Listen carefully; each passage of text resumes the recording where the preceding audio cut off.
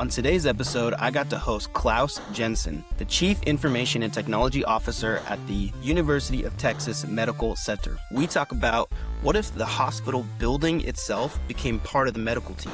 And in an AI-driven world, standardization might actually be suboptimal. And also how defensive programming shouldn't just be at the code level, it should really be at the business level. Claus has 2 decades of transformation and technology experience and is currently leading innovation, technology, automation, and AI elements of establishing a new academic medical center. First, in the Austin metropolitan area. He's taking a future backwards approach when thinking about what should care really look like. He is creating a differentiated and unique environment and experience with digital first as a foundational principle. This is episode 21 of How Not to Build. All right, Claus, thank you so much for being on the podcast today. My pleasure.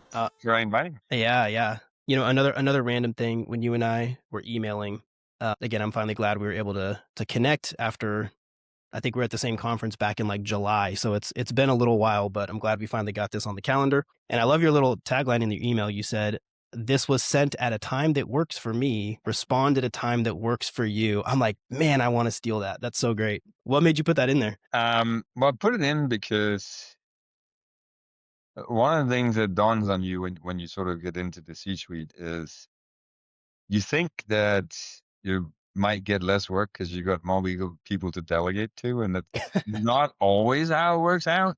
Generally, my days are full of meetings, and I can't always protect the time that I need. Now, I care about my job. In fact, I love my job, and I'm very excited about it. So I sometimes end up doing emails and not off-hour kind of scenarios. And I always wondered, how do you do that? And I tried a couple of different things. I figured out one thing I don't want to do. I mean, some people do it. Is this whole thing about queuing up your emails and then they're all going to send at 7 a.m. in the morning. I mean, the functionality exists, but A, it's 7 more clicks for me every time. B, when somebody gets a load of email from me at 7 a.m., they still know when I did them. So I decided, no, you know what? I'm going to be a straight shooter. I'm going to say, yes, I admit I said this at a rotten hour and that was my choice. You do you. I love that. That's great. Okay. I was just saying before I hit the record button, I'm super excited to have you on because of how long you've been in the tech industry and in C-level roles. And your response was that you've actually been in the tech profession since the age of 14. Yeah. So I'm going to start there, but before we get to that, I have a couple of intro questions I ask every guest. Number 1, what are you glad about today, Claus? It's fun to go home and have dinner with my family. I'm probably going to be playing a video game for an hour because that's the treat I give myself. Nice. And the weather is nice, so it's good. What video? I believe it or not, it's a semi-point and shoot game, World of Warships, and I like it because it challenges me enough to need to think a little bit. And I usually don't actually win, so it's not that I'm necessarily particularly good, but it's fun. Yeah. That's really good. See, guys, even really smart people need to unwind with some video games. That's what I'm hearing. Number 2, is there anything that you're anxious about? Anxious about? Well, that's a big question. I don't know whether it's anxious. I think the word I would choose is apprehensive. It's a different word, and it means slightly different things. We live in a time of a lot of change. I've crossed the boundary between being a pure technology professional. I sit somewhere in that intersection between people and technology, business, operations, etc. I think my apprehension is, how do we collectively as a team manage to not just keep up by running behind this thing that's like 100 yards ahead of us and we just keep running, we'll never catch up, but actually get to the point where we feel like we are driving the bus instead of chasing. That's all order in a world where things change really rapidly. I don't think it's impossible, but it most likely requires a different approach to how you work with. Man, I really want to dig into that. Maybe we'll come back to that later. A different approach. Last question. I said 4, but there's actually 3. Right. The last question is, what are you hopeful about? Well, let me pick one that's related to what we're doing here. There's lots of stuff I'm hopeful for on the behalf of the world. We all have our worries and our hopes, but I actually retired before I took this job, and I was retired for almost a year. Retired is different things to different people. I'm doing part-time consulting, but it was on my time, so I got to decide how much I want to work. Yeah. when. What I'm hopeful about is that on this journey we're on to build the first academic medical center in Austin, we actually managed to not just, be a future-oriented hospital, but set the standard for what healthcare in the future should look like. Mm. And they're actually two very different things. I mean, you can build great things for yourself, but if your bar is, I'm going to push the envelope so much that this becomes new standard for what everybody would want to do, it's a high bar to set, but I think it's a worthy goal to pursue. I do think we have a real shot at that. So it's not just, it sounds like you're not just doing it, a lot of maybe product minded people, are very much in a competition mode of like, I just want to win. But it sounds like you're really in the mindset of how do we raise the tide for everybody and create a new standard that folks are going to build toward in the future. Is that right? That's exactly the word I would choose. I mean, setting a new standard, I think encapsulates it well. Not standards in this is a standards body kind of sense, but a new bar for how do we shape healthcare? And look, there's a generational opportunity Mm. in that because of the way the world around us is giving us new possibilities, new challenges, but also new possibilities. You can choose to revisit some of the things that you thought you knew, and that has been true for as long as anyone can remember. Can I give you two? Yeah, please. One is the first thing you usually ask when you are building something, and it's a large building because that's part of what it means to build an academic medical center. It includes a hospital. That's like a lot of square feet. Like you're like actually building a physical Actually, building, not just, that's about yeah, 2.5 million square feet. That's big. 2.5 million square feet. Wow. We don't haven't nailed down the exact number yet, but it's in that ballpark. So a couple of Yeah. million square feet, that's like a lot. The question you usually ask is, how can the building support the people who work in it? It's a good question. I mean, you're spending a lot of money in building this thing. So how do you make it the best possible enabler of the team who works in it? And then you have to ask yourself these days, is that the right question? Or might a better question be, how do you make the building part of the team? Think about that. How do you make the building part of the team? We talk about, agentic AI, like forget about agentic AI. It's not just about the software. I've got 2 million square feet and change. How do I make that an active participant and member of the team? Mm. It's a really good question. Because if Mm. I could change the dynamic on who takes on what part of the workload, and I could probably get to a better outcome, a better experience, and higher efficiency. And I won't get there if all I'm trying to do is to activate 2 or 3 software agents. Because I just said, no, I got a whole building. Make that part of the team. So that was one. That is such a unique. So actually, that is very timely because two of the folks that I'm helping right now, one of the big questions we have is like, hey, you have this product idea, and I found myself telling them, how do you put that product idea instead of forcing your users to adapt their workflows to your product? How do you adapt your product to fit right in the smack dab middle of their workflows? And again, as a traditional SaaS product or SaaS-ish product, whatever the new world is calling this, that's actually an easier question. I can't like it. That's crazy to be thinking about that in a 2 million square foot campus, physical buildings and everything, and think, how do we build that to fit the workflows and be part of the team? It's a fascinating job. Yeah, yeah. It ranges from things like how do you move materials around, Hmm. who do you call, quote unquote, if something goes wrong, to who does the monitoring, to things like, well, how about robotic assisted rehabilitation training? And I can keep going. There's like a lot. Other one?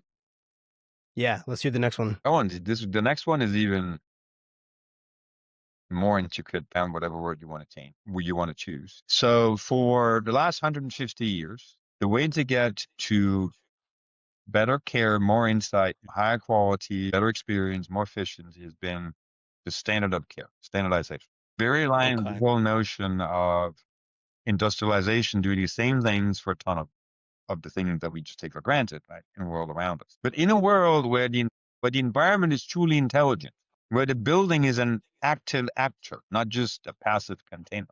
If you have constant sensing and monitoring, almost perfect situation awareness, isn't standardization actually the same as suboptimization?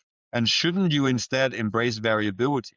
Now, the scary part is if you were relying on humans only, the complexity means you cannot embrace variability. It's too hard. But if you have your friendly building that helps you keep track of everything, maybe that's not true anymore. Mm. So the way to get to even better quality and outcomes, even better experiences, and even better efficiency is actually by embracing variability. And I'll give you a couple of examples. You Yeah. have a patient that's an inpatient and the procedure isn't until 2. They slept badly throughout the night. We know that because we monitored their sleep. So we know they slept badly. At 7 a.m., normally you wake the patient, you give them their breakfast, and you give them their meds at 7 a.m. This patient hasn't slept all night, fell asleep at 4 a.m. You probably shouldn't wake them at 7. They really don't want to need to be up at 7. But in a normal scenario, if you don't wake them at 7, you're out of the routine, and now you're afraid that you won't actually get to give them their breakfast. And by the way, the meds is the important part. And those two things have to go together because some meds you need to take them with food. Right. If you have something else that helps you keep track, you can actually basically let that flag it, we're not doing it at 7, we're doing it at 10. So it's such a little thing, but it matters. I can give you a bigger thing. So if you take a operating room, one of the most expensive parts of a new facility, it's all about how well can you use that? Because you never have enough. Right? The reason that people wait for surgeries is you don't have enough surgeons, you don't have enough operators. So you Okay. always run out. You do the best you can to standardize the scheduling so you maximize the use. But again, it's standardization actually suboptimization. Because, for example, if this patient has this combination of physical characteristics, we know that this procedure will take 25 minutes more. We know that because we analyzed it. We know that this surgeon uses 15 minutes more because of the way he does the procedure. This surgeon over here uses it 10 minutes less. So instead of standardizing by this is how long this type of surgery takes, well, maybe we should actually vary it and say, yes, but with this surgeon and this patient, it's not going to take an hour. It's going to take an hour and 7 minutes. Or it's going to take 50 minutes, and then you don't schedule more than 50. And go to day off. No matter how well you are doing and predicting, this stuff always happens. And a day never goes the way that it's supposed to. So what do the surgeons hate the most? By the way, the patients and the families too, is you're not running on schedule. It happens. It's going to happen. It's inevitable. It will happen. But what if this intelligent environment detected it and immediately in near real time reorchestrated the entire surgical floor and re-optimized because that OR is running 30 minutes behind, but that OR over there ended early, so it's free now. That seems So that's really cool. There's a couple thoughts that I'm thinking about, but I almost hear you saying, like, obviously, there's always going to be sort of a baseline foundational yes. health standards, right? Like, No, we're but not pouring goes out with the bathwater. That's a bad idea. right. But to date, with our years long, hundreds of years long mindset of industrialization and efficiency being a good thing, we have standardized the operations of the hospital. And you're saying, well, I think about how Amazon, sometimes they'll give you like a giant box for like a tiny thing. And they actually tell you, hey, we did that because of our custom algorithm, that was actually more efficient somehow, some way. And you're kind of saying the same thing. You're saying, look, we can actually have adaptable operations and adaptable execution if we're pulling in all this data and all these sensors. We know everything about everybody and their health and their situations and how much they slept that night. So why can't we have an adaptable schedule and then be, informing, right? It's like a personal assistant for every doctor or nurse, informing them, hey, this patient, is going to be on a different schedule today because of XYZ. And you have to do it in a way that makes the people that are ultimately accountable Comfortable. Yep. Which is difficult in your industry. because Very you have difficult. people's lives, man. So anyway, those are two of the out of the box, or maybe even I'm not seeing any box thoughts that we're noodling on. There are more, but let's start with those two. Those are great. That's a really great preview for anybody interested. You can dig more. I know I've seen you write some blog posts and such about some of that journey. So there's definitely a lot more there that if this was a Joe Rogan podcast and we had like 4 hours, we could unpack it. But I'm not there yet. Okay, so now you're at a point in your career where it's probably a bit easier for you to think more outside the box for various reasons. And I think even just being in retirement probably helps you be detached a little bit in a good way, or going through retirement, not in retirement currently. But again, I want to come back to, where did Claus start? 14 years old. What was that first job that you had? What did that look like? Oh, well, it's a story. So let's talk about the story. I just turned 14, and this is like a long time ago, 1982. I'm old. So in 19 You're experienced. I'm old. That's okay. In 1982, the phone rings at home, and this was when you had like these hand phones. So this was like a phone with the dial thing, and that ring sound that phones had at the time. And It's like Stranger Things, if like you've ever, Yeah. kids do not answer phones in 1982. Parents answer. Yeah. My mom answered the phone and looks at me in this weird way and says, "It's for you." Unusual. Usually the phone does not ring asking for a 14-year-old. So I pick up the phone and there's this, gentleman whom I don't know at the time who just asked me straight out, "Do you know computers?" He didn't introduce himself. He just wanted to know if I knew computers. In 1982, yes, some. I had my Sinclair CX81, which I'd had for all of a year. That was the thing at the time. I think 4K RAM. That's a long time ago. So I said yes. And then he says, "I need you to write me a program." That was his term. He didn't talk about software or we're in Denmark, so that was his word. And I found out what he wanted to do. He wanted me to write a piece of software. And apparently, he didn't know anyone who knew computers. He's asked my uncle, who he knew, who knew computers, and he pointed to his nephew. So there we are, right, talking about that. And he wanted me to write a piece of software to calculate the result of a pigeon race because he was raising pigeons. A pigeon.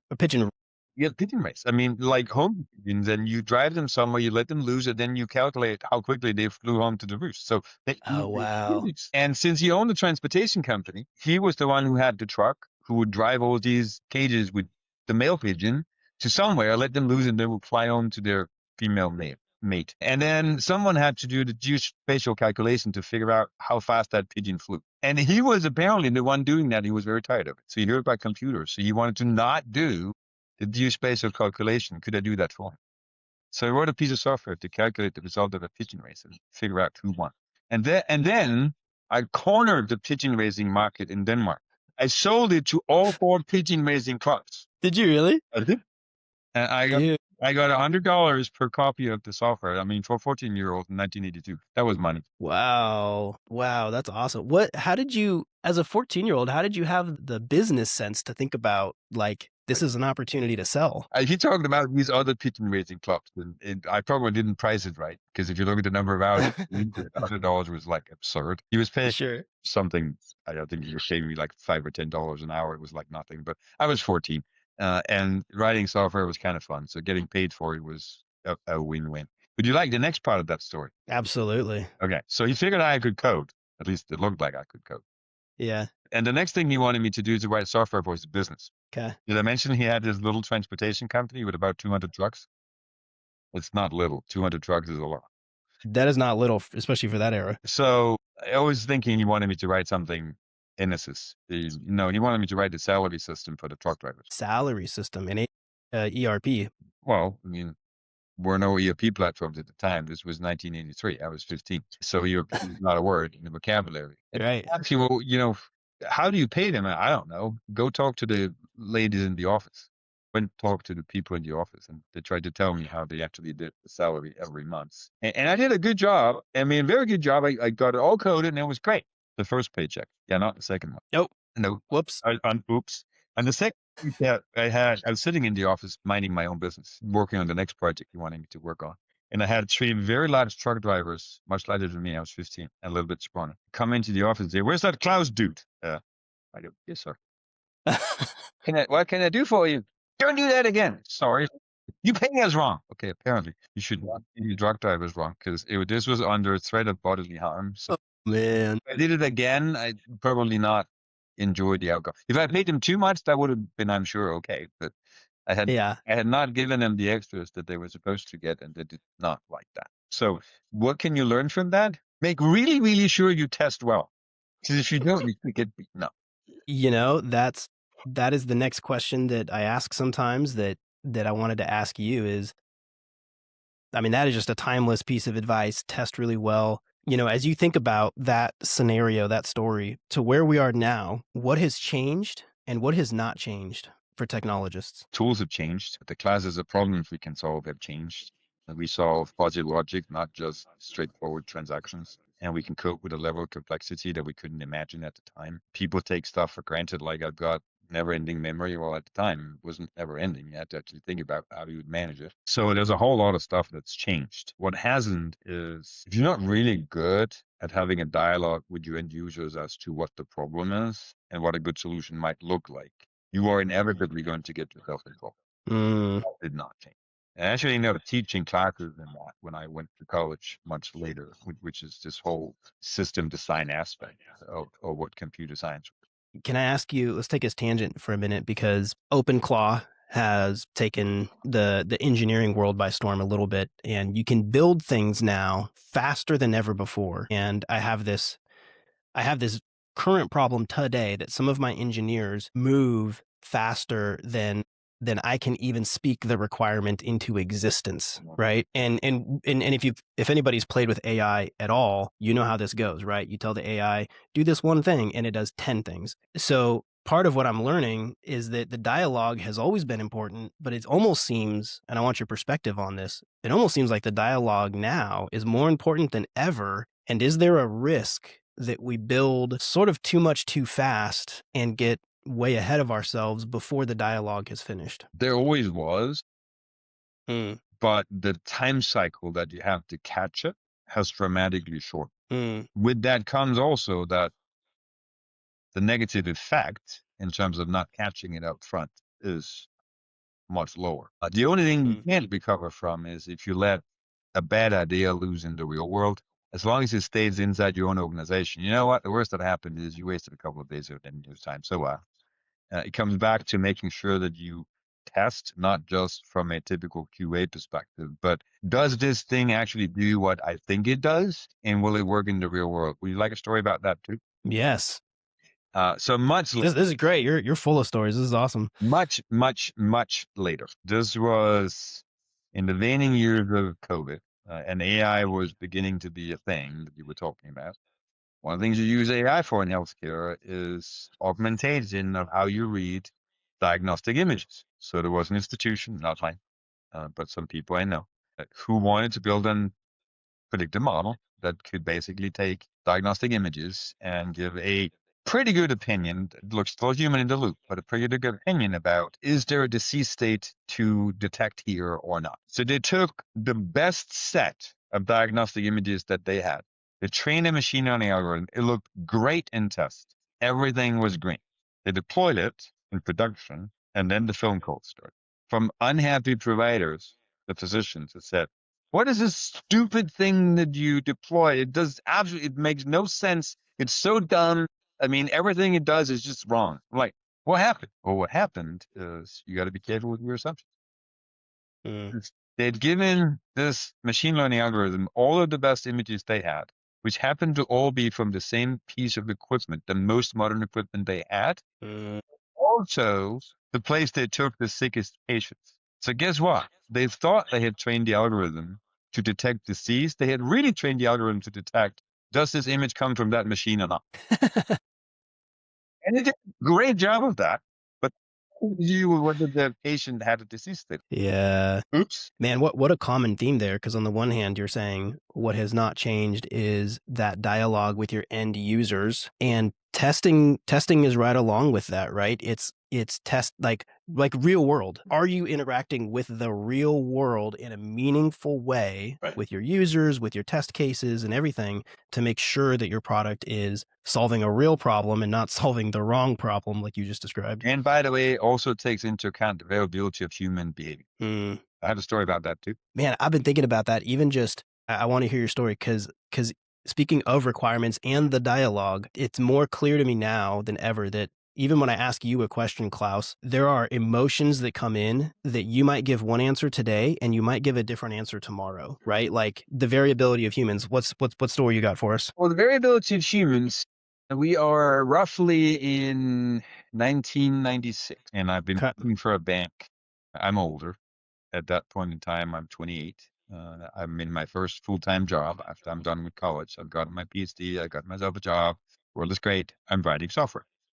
In fact, I'm not writing it from scratch. I'm maintaining it. But world's good. I'm getting a paycheck. So, can't complain. And one day, the system that we're working on is all about, running credit card batches of credit card slips. In 96, you actually had paper. Like you did it all, and we had a paper slip that you had to somehow get into a system. So we had a solution that was scanning the paper slips, and in the ideal scenario, read all the stuff that was on there. But if you've ever seen one of those paper slips, sometimes there's smooching. Sure. And then the machine algorithm can't actually read exactly what it says. So then the human intervenes and tries to figure out what it actually says, sees the image and fixes it. Because the human eye is actually better, at least at the time, at cross-correlating fuzzy images than what we had. It just changed a little since then, but this was 1996. So one Friday in one of our branch offices, there is a individual that runs the last batch of credit card slips for the day. And the system is smart enough to know that there's a checksum on the batch, and if you don't get the numbers right, then there's a discrepancy, and you better find the errors. All well, right? So we did the defensive programming, everything you would expect. We get to the end of this batch, and the individual is told that there is a discrepancy. And sometimes discrepancies don't matter much, and you can just, overrule them and fix them later. So do you want to overrule this thing? Absolutely, I'm going on. Because that night, the payment clearing for the country comes screaming down because the third largest bank is bankrupt. Yeah, you can't run the payment exchange if one of the big banks in the country is bankrupt. That's money goes into a black hole. So Yeah. we got digging. Turns out they didn't have $738 billion in spare change lying around. And we were asking them to pay that much because the individual in that branch office had typed in the credit card number in the amount field. Jeez. And yeah, human error happens. The system beautifully said, would you like to approve a discrepancy of $738 billion? Absolutely, yes. Man. It shouldn't have done that. We fixed it so that you could not approve anything that was higher than 10 million. But never in a million years would I have imagined that somebody would actually approve a discrepancy of $738 billion. Wow. I can think of small examples where that translates to modern day, even just like, I don't know if my audience knows about this, but there's things called like error fatigue, where if you raise too many positives or false negatives, right, people just start to turn it off, right? Are there any other lessons like that you can think of as far as like a direct translation to modern day? And again, with things moving so fast with AI and everything, how do we reasonably plan for kind of that human factor? I think you have to validate your assumptions, right? That's the one thing. I think you have to assume that a human operator will do the wrong thing, and then include that in your test case. Is that rocket science? No.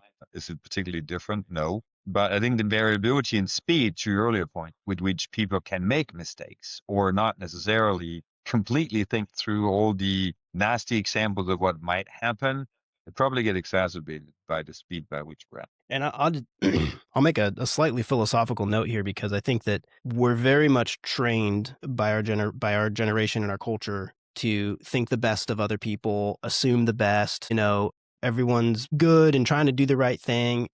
But really part of what you're saying is like, but look, if you're people, especially in the medical field, there are people's livelihoods at stake.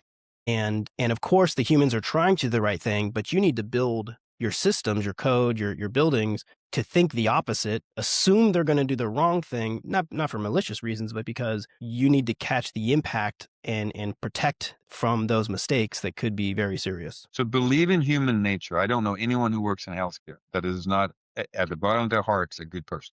But to the point, mistakes do happen. And the faster you move and the more pressure there's on, and there's more pressure in healthcare than ever, the more mistakes are going to be made. So to your point, your technology solutions have to assume that someone will do something that is not quite what we expected them to do, or some error condition is going to get thrown to some piece of equipment or whatever else it is.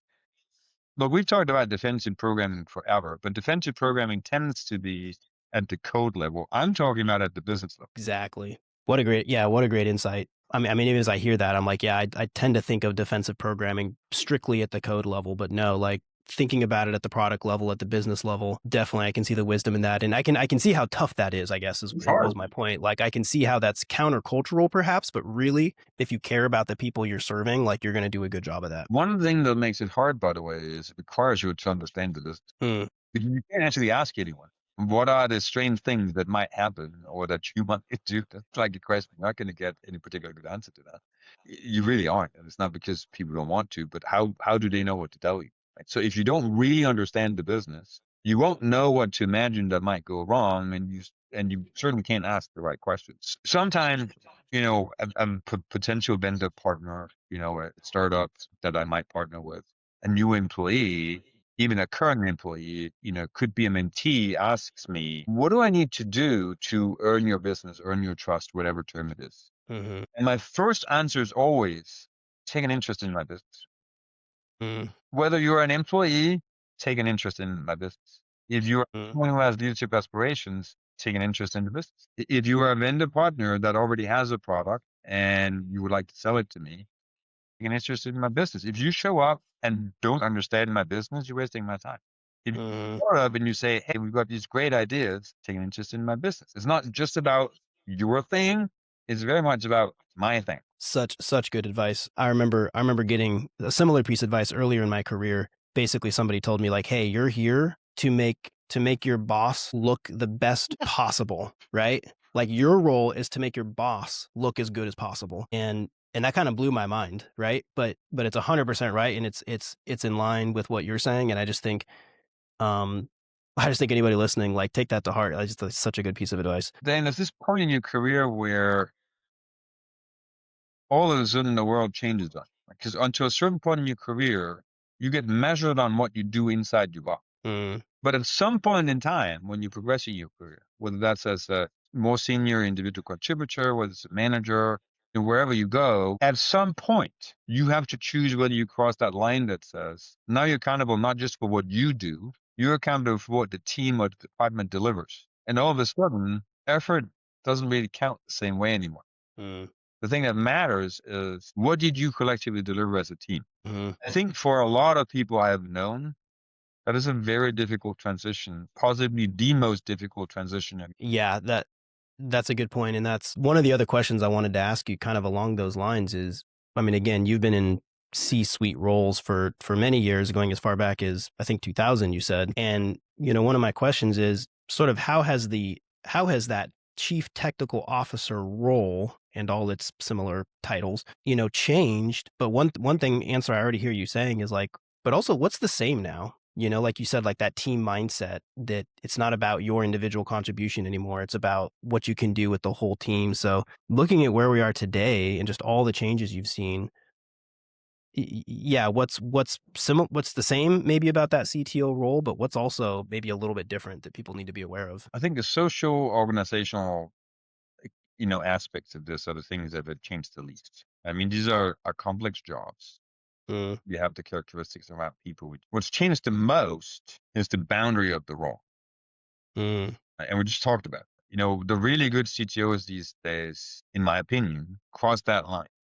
Right? They transcend the boundary that's called technology and cross into the domain called business. If you really want to be the best possible CTO you can be, if you want to belong in the C-suite is all about the whole institution, the whole organization, the whole business. And that's just a different way of being a chief technology officer that I think people generally imagined 20, 30, 40 years ago when all of this started for me. So that's probably the most profound change. Now, sometimes you call people different titles, like chief information officer, chief digital officer. Sometimes it's still chief information officer. Sometimes it's CTO. I've had different titles. People I know have had different titles. But the essence of being the senior most technology leader, typically in the C-suite in any organization these days, it's a joint technology and business position if you want to do well. So then in your CTO roles, you've already told us some good stories, but I got to ask, what was the biggest mistake you've made in the C-suite and what did you learn from it? In 2002, this was 2 years after I got my first C-suite job. It was a chief architect / CTO job at the largest bank in the country of Denmark. My team wasn't large. It was about 25 at the time. But I had expanded dotted line responsibility for a couple of hundred people more. We were in the process of implementing this whole notion of architecture. It sounds crazy, but back in 2002, it's not something people generally did. So I thought I'd gotten everything right. Had the methodology, had the tools, I'd given people guidelines. It should have been great. And then the bad decision stuff. Well, why would you do it that way? Because that's what the guideline says. But it doesn't make any sense, but that's what the guideline. And you can react in two ways. You can react by saying, that's just dumb. You shouldn't have done that. That's the wrong reaction. Yeah. Or you can react by saying, what did I not do that I should have? Because these are well-intended people. I know they're smart. I know they're accomplished. I must have done something wrong for us to end up in this situation. And it comes back to what we talked about earlier with the human factor. What I'd done wrong was I'd given them the tools, the processes, the guidelines. I hadn't helped them learn. They did not have the foundation for making a judgment call in something that was new for everyone.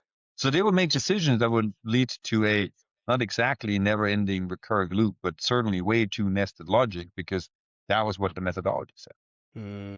Having the wherewithal, because they trusted the guidelines. They were supposed to learn by the guidelines, not having the wherewithal to say, you know what, that's a bad decision in this one case. I'm going to choose a different design. So what I learned was, again, this whole lesson about good people will make good decisions if they understand the problem and what we're trying to accomplish. Okay, so I kind of hear two angles of that. Two angles of those lessons. One is kind of the age-old thing of like, just because you give a good tool to somebody doesn't mean they know how to use it well. You have to still train them on that tool. And again, it's one of those things where like we might want to think the best of people. So we might want to like assume, oh, they're competent, I can just throw it at them, no big deal. But really taking the time to make sure you're there to coach and to lead and to, Are competent in what they used to do. They're very accomplished people. And I actually on purpose used the term learn rather than train. Training sort of presumes that there is a single right way of doing things. That was actually, when you're talking about design, it's not black and white. There isn't wrong. There are judgment calls and choices. And that actually requires a different learning process than anything that you could put into a recipe. And I think that actually still applies today, and perhaps even more so. Because if you start thinking about what you brought up, which is, well, our engineers have all these power tools. Yes, but the product you put in has a lot of influence on whether you get a good output or not. And how do you do that? Well, there is no recipe for what a good prompt looks like. It's a judgment call. Right. In fact, I've seen studies that, have like proven that it doesn't really matter if you say like, as a professional copywriter, do this role or whatever. It's like, there's so many myths out there, I will say, in good or bad prompts, and it's still just kind of the Wild West. The other thing I heard you say also that I think is important and I wanted to highlight was you said it's not just the tools, and you didn't use the word training. What word did you use? Learning. Thank you. It's not just the tools and the learning process, but again, as that C-level role, it was really helping lead the vision and telling people why we're doing these things so that because you can't micromanage every decision. And so really communicating the why of the mission equips them probably just as well as any tool you might give them also to just do the right job. I mean, basically I messed up because I didn't actually match the human component, the equation. So what did I learn from it? I decided I was going to change me. And instead of being all about the facts, this took a while. And there are more stories, which we won't have time for today, around how I got there. Between that moment and then maybe 5 years later was when I decided that the way I was going to lead was to inspiration, stories, etc. I mean, I even have a slide somewhere that says that the best technical leaders lead through 3 things: inspiration, conviction.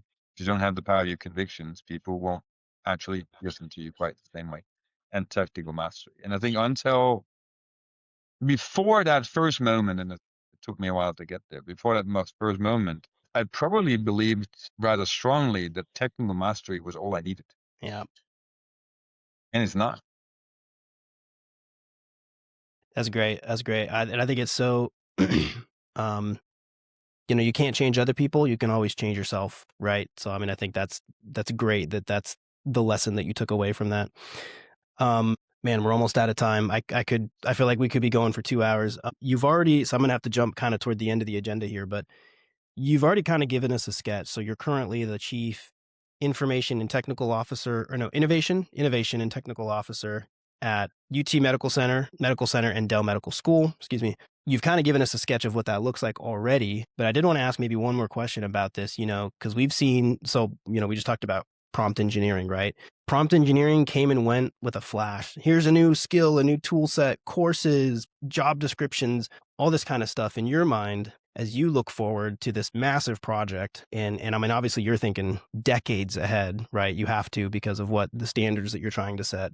How do you separate the meaningful AI and technology adoption from the noise of things like prompt engineering? It's a good question. I don't know that there is a simple answer to this question. I think in some ways, I mean, there's a couple of simple things. Know the hype cycle.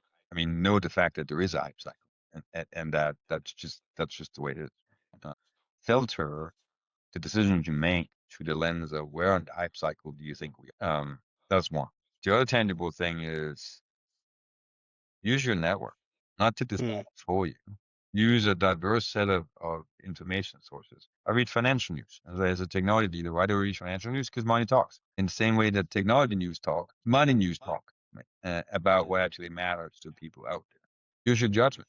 You're not going to be in a scenario where you have a crystal clear right or wrong decision. You make a judgment call. And I think perhaps first and foremost, believe in yourself and believe in your team, the team around you. Right? If you are eternally in doubt and you show it as a senior leader, the only thing you're doing is that you're spreading uncertainty to everyone around you. Don't get me wrong. I'm not saying that you should pretend to be something you're not. I'm not saying you can never feel worry, because if you have a project and it's 7 days from deadline and we're a little bit of trouble, yeah, you're going to show you worry. You're going to talk about it. So we talk about the elephant in the room, but you can't procrastinate over the fact that you don't have all the answers. If you are not comfortable not having all the answers, you really have to rethink what that means and how you fix it. Great answer. Know the hype cycle. Use your network and the diversity of trusted opinions, maybe I'll say, personal judgment. And I like how you said, believe in yourself, believe in your team, because I think that's something that even though you might not always believe in yourself, like even in the tough times, you can still project that belief in your team. And I feel like that goes back to what you said earlier about being able to inspire your team with the conviction of what you guys are working on. Klaus, if people want to know more about you, well, I'll say it this way. Who are you looking to connect with the stuff that you guys are doing at the medical center? I'd say anyone who has interesting opinions about what your future might look like. It's probably the best answer to that, right? Because to a degree, no one knows. We're making assumptions about what your future might look like. It comes back to, use a broad set of information sources. So that'd probably be the best answer to that right now. Awesome. Well, thank you so much for coming on. Obviously, we'll have your LinkedIn and stuff in the show notes and anything else that you want us to include. Yeah, thank you so much, man. I really appreciate your time. Likewise. Thanks for the invitation.